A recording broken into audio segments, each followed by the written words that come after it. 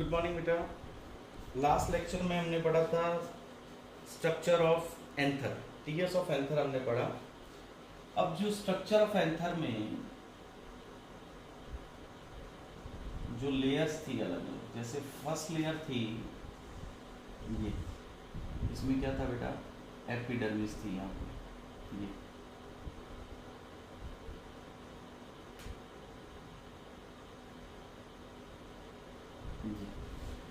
Epidermis actually outermost layer होती है, 1 cell thick होती है बेटा। It is outermost layer, it is 1 cell thick, और काम क्या होता है बेटा इसका, प्रोटेक्टिव फंक्शन। ये तो पूरे स्टेमन को कवर करती है बेटा, प्रोटेक्टिव लेयर है। दूसरी लेयर इसके बाद जो थी, याद हो आपको, तो हमने इसका स्ट्रक्चर ऐसा ड्रॉ किया था, ये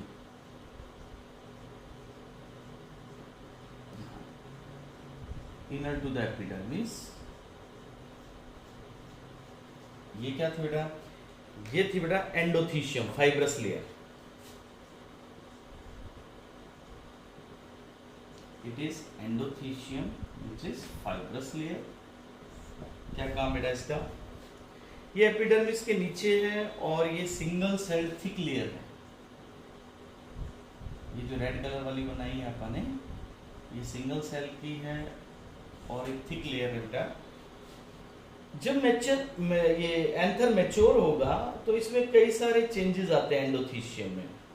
इसकी जो आउटर वॉल होती है वो तो थीन ही रहती है, बट इनर वॉल और रेडियल वॉल्स जो होती है वो थिक हो जाती है। मैं फिर से बता रहा हूँ बेटा, ये जो इनर वॉल है इसकी, ये वाली, जैसे आप इन सेल को, जैसे हमने बाहर निकाल लिया एंडोथीशियल सेल को, ये है, इसकी आउटर लेयर तो थिक रहती है, बट इनर लेयर और ये रेडियल, यहाँ पे थिकनिंग आ जाएगी इसके एंडोथीशियम के। तो इसकी इनर और रेडियल लेयर इट बिकम थिकन्ड। किससे थिक होती है बेटा, ये थिकन्ड हो जाएगी बाय अल्फा सेलुलोज फाइबर्स। याद रखिएगा, इसमें कौन से फाइबर्स आ गए, by the deposition of alpha cellulose. क्यों है, इनका एक पर्पस है, it forms callus bands. Yes बेटा, कुछ जगह पे कैलस बैंड्स एब्सेंट होता है और लास्ट में ये हाइग्रोस्कोपिक हो जाएगा और डेसेंस में हेल्प करेगा। देखो बच्चों, एंडोथीशियल लेयर जहां पे थिक वॉल्ड है, जैसे अब मैं बता रहा हूं आपको कि इसमें ये स्ट्रक्चर यूं है, देखो बच्चों, ऐसे, ये ऐसा है स्ट्रक्चर।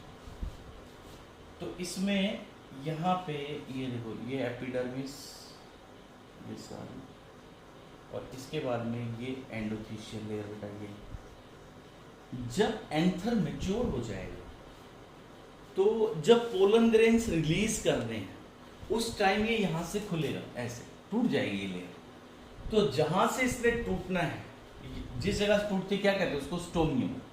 तो जहां स्टोमियम बनेगा वहां इन जो एंडोथीशियल सेल्स होती हैं इनकी थिकनिंग कम होती है। इस फाइब्रस लेयर में जहां से स्टोमियम बनना है वहां थिकनिंग कम होती है, ताकि इजिली क्या हो जाए, डेसेंस। डेसेंस का मतलब यहां से ओपन होगा और यहां से पोलन ग्रेन्स बाहर निकलेंगे। बाकी ये एंडोथीशियम जो होता है वो थिक होता है हर जगह, except the place where stomium will get form in the stamen wall. जहां बनना होगा सिर्फ वहां से थिन होगा। इसके बाद आगे कौन सी लेयर थी, इसके बाद आगे लेयर थी बेटा मिडल लेयर। आपको याद हो तो पिछले डायग्राम में यहाँ पे हमने 2 to 3 सेल्स थिक ये लेयर बनाई थी हमने। ये कौन सी है, मिडल लेयर। तो सबसे आउटर क्या थी, एपिडर्मिस। उसके बाद क्या आ गई बेटा, एंडोथीशियल लेयर। नेक्स्ट आ गई मिडल लेयर। मिडल लेयर की सेल्स कैसे होती हैं, parenchymatous. These are parenchymatous cells. ये 1 से 3 सेल थिक है, 1 to 3 सेल्स थिक लेयर। इसका काम क्या है, इसमें फूड स्टोर होता है बेटा। मिडल लेयर का काम क्या है, फूड स्टोरेज। यस बेटा। ये शॉर्ट लाइव्ड होती है और मैच्योर एंथर में ये खत्म हो जाती है। क्यों खत्म हो जाएगी बताऊंगा अभी मैं। They are short lived and absent in mature anther, मतलब जब एंथर बना तब तो ये सेल्स थी, ये वाली ब्लैक वाली ये, बट जब एंथर मैच्योर हुआ उस टाइम ये वहां से absent हो गई। कहाँ चली गई? इनका फूड यूज हो गया फॉर फॉर्मेशन ऑफ एंथर। जब एंथर बना रहे अंदर मदर सेल्स, तो उनको जो फूड चाहिए टपेटम लेयर इनसे फूड लेकर के आगे पास करती है। तो मिडल लेयर शॉर्ट लाइव्ड होती है बेटा, इसको बोलते हैं ephemeral. It is short lived, you can use ephemeral term, ephemeral. अब जो इंपॉर्टेंट पार्ट बेटा, आगे कौन सी लेयर थी? टपेटम। यहां पे इस सर्कल में, यहां पे पिछला डायग्राम आप देखिएगा, यहां पे हमने बनाई बड़ी sales. These cells are called as tapetum cells. tapetum बहुत ही इंपॉर्टेंट है बच्चों। tapetum cells क्या काम होता है? tapetum cells innermost layer है, it acts as a nutritive layer। क्यों न्यूट्रिटिव लेयर? क्योंकि इसने आगे मदर सेल्स को फूड देना है। कैसी होती है ये? 1 सेल थिक होती है, एक सेल की लेयर मिलती है। टपेटम जो होते हैं वो जो इसकी सेल्स है ये वाली, ये शुरुआत में तो डायप्लॉइड होती हैं, इनिशियली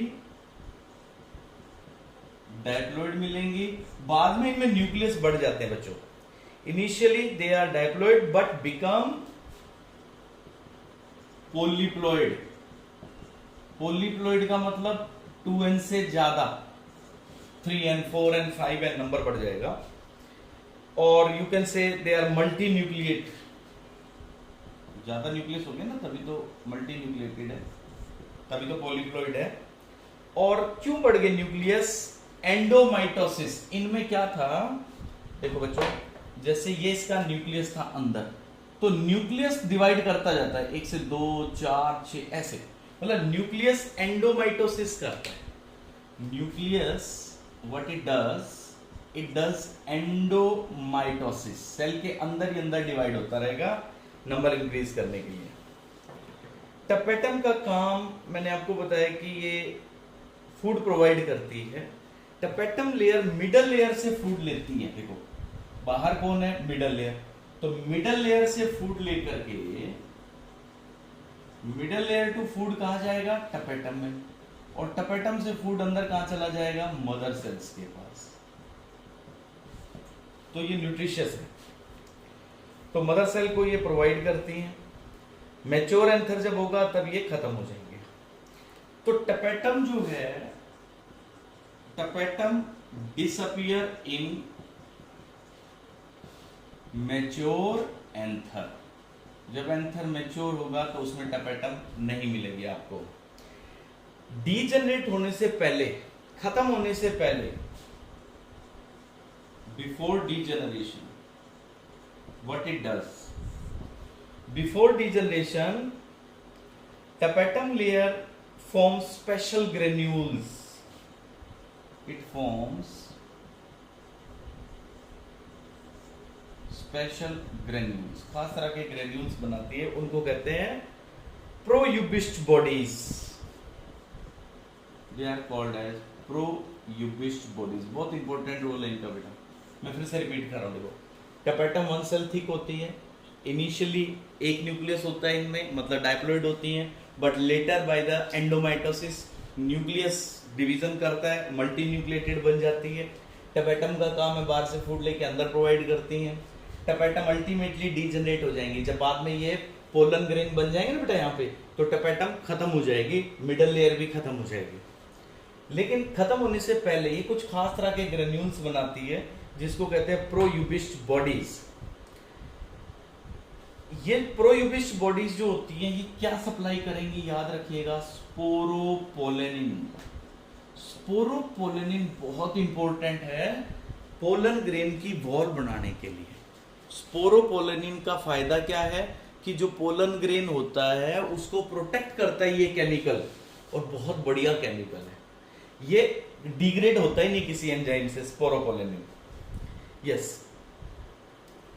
जब ये सप्लाई करता है ये sporopollenin, these proubisch bodies get converted to Ubisch bodies. Yes, Ubisch bodies कह दो या ऑर्बिक्यूल्स कह दो, एक ही बात है। Second name is orbicules. Yes,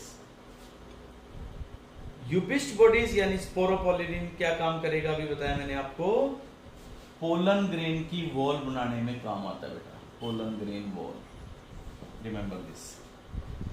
tapetum के फंक्शंस क्या हैं? टपेटम बहुत इंपॉर्टेंट लेयर है, इसके फंक्शंस बताता हूं मैं आपको।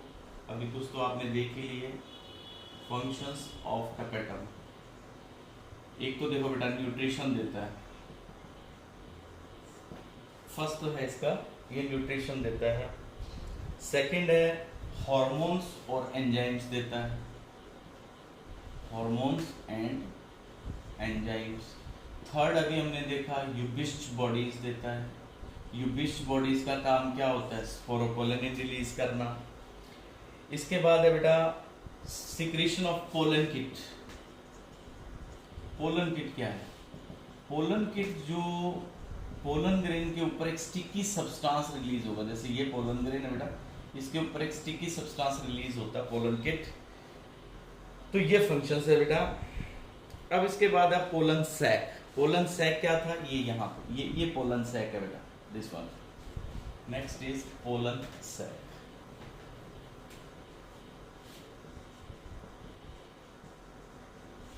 Pollen sac, pollen sac anther में होते हैं। पोलन सैक के अंदर होता क्या है? Microspore mother cell, microspore mother cell. देखो बच्चों यहाँ जहां अब मैं बना रहा हूं ये है माइक्रोस्पोर मदर सेल्स। यस बेटा, माइक्रोस्पोर मदर सेल्स जो होती हैं वो डिवाइड करती हैं मियोसिस से। मियोसिस आपको याद है 2n से nn वाली 4 सेल्स बनती हैं, ये क्या होता है बेटा? मियोसिस। तो मियोसिस से जब ये डिवाइड करेगी तो ये सेल्स क्या होगी? माइक्रोस्पोर मदर सेल कह दो या इनको कह दो पोलन मदर सेल, एक ही बात है, पोलन मदर सेल। मैं फिर से रिपीट कर रहा हूं। आज हमने एंथर की सेल्स का स्ट्रक्चर देखा बेटा। सबसे बाहर कौन थी? एपिडर्मिस, फिर कौन थी? एंडोथीशियम, फिर कौन थी? मिडल लेयर, फिर कौन है? टपेटम। एपिडर्मिस सिंगल लेयर्ड है, प्रोटेक्शन का काम करती है। एंडोथीशियम जो इनर टू एपिडर्मिस है, 1 सेल थिक होती है। इसके इनर और रेडियल वॉल के ऊपर क्या आ जाएगा बेटा? कैलस, कैलस बैंड्स आ जाएंगे। इनका पर्पस क्या होता है? ये प्रोटेक्ट करती है, लेकिन जहां स्टोमियम बनना है वहां पे थिन लाइनिंग होती है इसके पास। इसके बाद हम चले मिडल लेयर। मिडल लेयर कैसा होता है? पैरेन्काइमेटर सेल्स का बना होता है, 1 to 3 सेल्स थिक था। इसका पर्पस क्या है? न्यूट्रिशन प्रोवाइड करना। इनर मोस्ट लेयर में हम आ गए, ये कौन है? ये रेड कलर की सेल्स टपेटम। टपेटम बहुत इंपॉर्टेंट सेल्स है क्योंकि इन्होंने अंदर क्या देना है? न्यूट्रिशन देना है, हॉर्मोन्स देने हैं, एंजाइम्स देना है, यूबिस्ट बॉडीज देनी है, पोलन किट देना है। और उससे भी अंदर यानी पोलन सैक के अंदर क्या था? माइक्रोस्पोर मदर सेल या पोलन मदर सेल्स। तो ये टॉपिक बहुत इंपॉर्टेंट है बेटा, यहाँ तक अंडरलाइन करना है। नेक्स्ट टॉपिक हमने डेवलपमेंट ऑफ पोलन पढ़ना है, तो तब तक इसको लर्न कीजिएगा। Thank you, have a nice day.